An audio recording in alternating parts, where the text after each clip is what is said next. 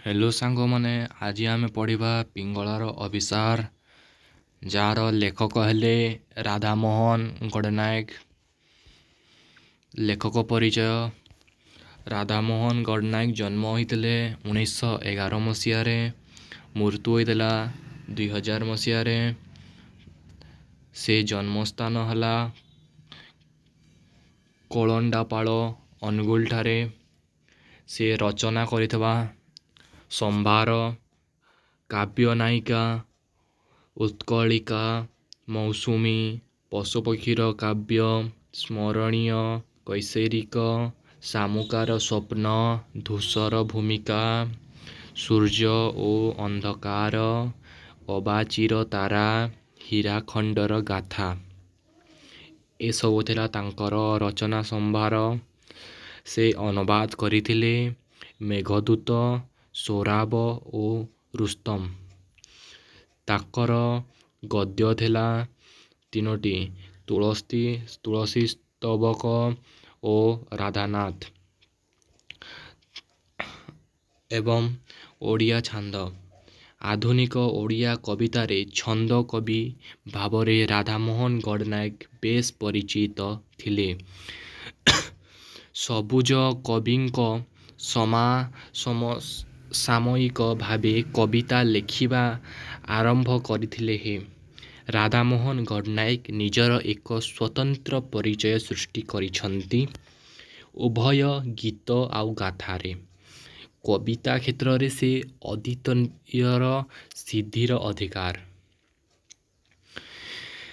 तो सांग माने आधुनिक ओडिया कवितारे माने पुराणा कालर कविता मानकरे छंद कवि भावरे किए परिचित राधामोहन गडनायक।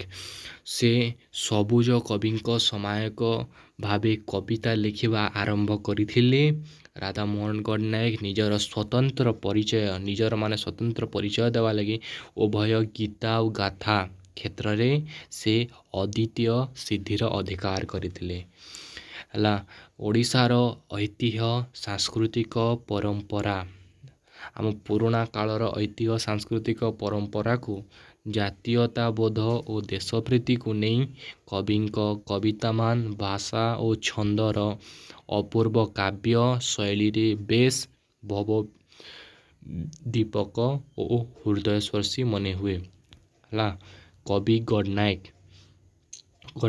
बेले राधामोहन गडनायक केंद्र साहित्य एकाडेमी पुरस्कार पाइछंती आउ अति बड़ी जगन्नाथ दास पुरस्कार पाइछंती आउ पद्मश्री उपाधि पाइथिले।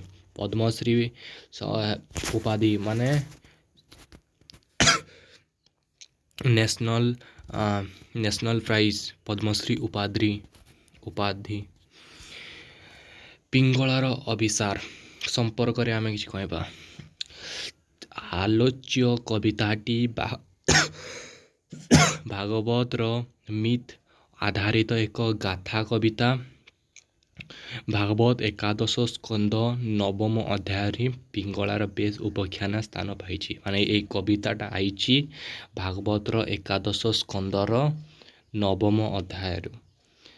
अवधूत जदू राजंक निकटरे पहुंची आपणा आदर्श जीवन रहस्य केउ गुरुंक ठारू किए शिक्षा लाभ करी से निज जीवन को निर्दिष्ट मार्ग रे परिचालित करूछंती तार सूचना देइछंती। माने अवधूत जदू राजा निकटरे पहुंची आपणा आदर्श जीवनर रहस्य को से माने गुरुंक ठारे माने किपरि शिक्षा लाभ करी से जीवन को निर्दिष्ट मार्ग रे परिचालन करिसंती ता विषय कहाइछि।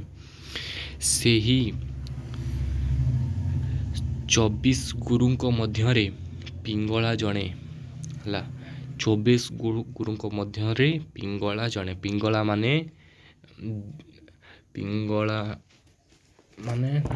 देह भी माने पिंगला माने रसिक।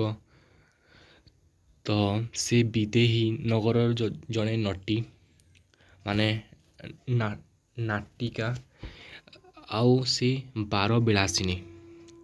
जीवन जाक से केते रसिक नागर को खुशी करी अर्जन करिछि असुमार अर्थ।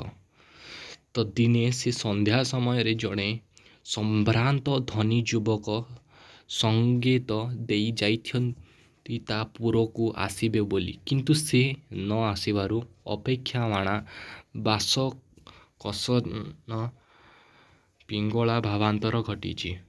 ହେଲା, ପ୍ରହରକ ପରେ ପ୍ରହର ବିତି ଯାଇଛି। ଶେଷରେ ତୃତୀୟ ପହରକୁ ପିଙ୍ଗଳାର ଚେତନା ଜାଗ୍ରତ ହୋଇଛି। ତା ହୃଦୟରେ କାମନାର ଢେର ପରିବର୍ତ୍ତେ ସେ ଉପଲବ୍ଧି କରିଛି, ମୋ ପ୍ରାଣନାଥ ଅଛି ପାଶେ, ମୁହିଁ ନ ଦେଖେ ମୋହ ବସେ। ମାନେ ପ୍ରାଣନାଥ ଅଛନ୍ତି ମୋ ପାଶରେ, ପ୍ରାଣନାଥ ବୋଲେ ଶ୍ରୀକୃଷ୍ଣ ମୋ ପାଖରେ, ମୁଁ ତାଙ୍କୁ ସବୁବେଳେ ମୁଁ ଦେଖେ, ମୋହ ବେଶେ ମାନେ ମୋ ଅନ୍ତର ଆତ୍ମାରେ। ଧନ ସମ୍ପତ୍ତି ସକଳ ପାଶ୍ଚର୍ଯ୍ୟ ରୂପ ଯୌବନକୁ ପଛରେ ଛାଡ଼ି ଦେଇ ପିଙ୍ଗଳା ହୋଇଯାଇଛି ସନ୍ନ୍ୟାସିନୀ। ହେଲା, ଧନ ସମ୍ପତ୍ତି ସକଳ ପ୍ରାଚୁର୍ଯ୍ୟ ରୂପ ଯୌବନକୁ ସବୁ ଛାଡ଼ିକରି ପିଙ୍ଗଳା ହେଇଯାଇଛି ଗୋଟେ ସନ୍ନ୍ୟାସୀ। ସେହି ସନ୍ନ୍ୟାସୀର ପିଙ୍ଗଳାର ଉତ୍ତରଣର ଚିତ୍ର ପ୍ରଦାନ କରିଛନ୍ତି କବି ମୋହନ ରାଧାନାଥ ଗଡ଼ନାୟକ। ଆର ନେକ୍ସଟ ଭିଡ଼ିଓ ଦରକାର ତ କମେଣ୍ଟ କର। ରହୁଛି।